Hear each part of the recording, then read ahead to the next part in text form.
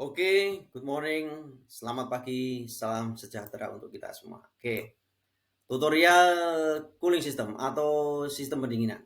Oke, tujuan kali ini ya, tutorial kali ini membahas tentang sistem analisa pendinginan mesin. Ya, nomor dua, troubleshooting kenapa mesin kelebihan panas atau overheat.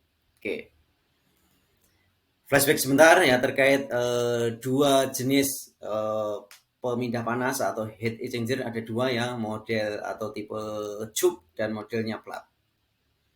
Kemudian perangkat yang sering terjadi di lapangan tidak ada atau diabaikan ya, mohon maaf, tutup radiator atau radiator KPA nggak ada.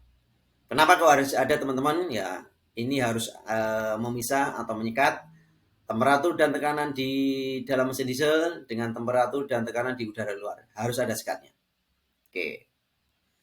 Nomor ketiga ya, ada sistem utama ya di mesin ya, bahan bakar, minyak lumas, dan pendinginan. Ya, materi kali ini tentang pendinginan ya.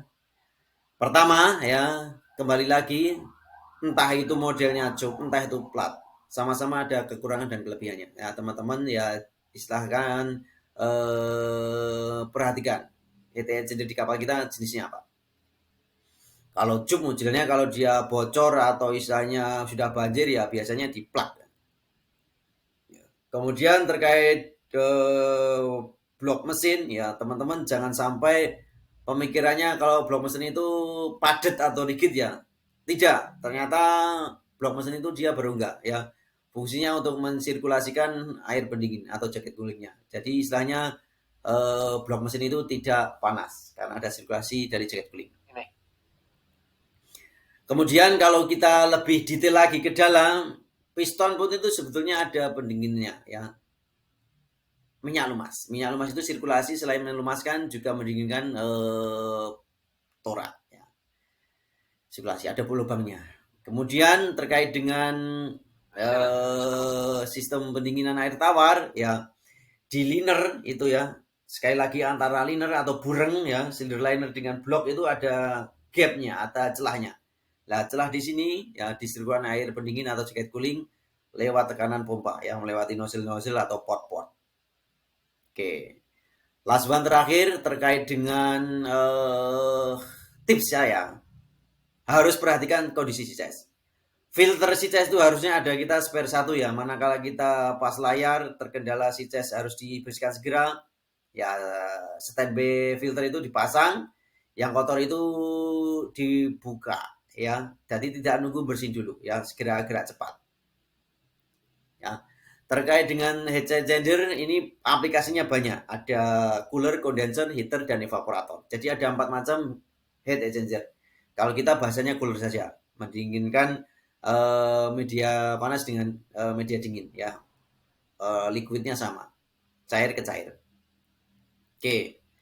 Aplikasi di lapangan, apa saja poin-poin tertentu yang istilahnya sering kritis terjadi kerusakan, ya saya sebutkan 3. Termostat, water pump, dan terminal sensornya. Oke, kita bahas satu persatu. Oke, mana termostat, mana sensor, mana pompanya. Nih, gambarnya seperti ini. Jadi temperatur sensor atau dudukannya ini sering terjadi jamur atau kotor atau nggak connect ya. Saya jamin untuk pembacaannya nggak presisi, bermasalah ya, trouble. Nomor kedua, water pump impeller. Ini terjadi kerusakan ya nggak bisa mengalihkan tekanan. Nomor ketiga yang sering terjadi kerusakan, termostatnya nggak bisa main. Harusnya panas dia lewatin cooler, harusnya dia hanya hangat balik lagi ke blok, yaitu bisa terjadi kerusakan ya, bermasalah, bisa overheat. Last one terakhir terkait dengan troubleshooting. Ini ada 5 tips saya. Pertama, air radiator tidak muter, ya, bisa jadi pulinya bermasalah, feedbacknya putus. Nomor kedua, rusaknya tutup radiator. Nomor ketiga, air radiator tidak berfungsi atau tidak bersirkulasi, masalah di pompa tadi. Nomor keempat, kebocoran di pompa-pompa atau hose-hose. Last one terkait oli mesin di carter atau something itu kalau levelnya rendah juga mengakibatkan pendinginan gas mesinnya juga terjadi overheat. Semoga berkenan tutorial saya.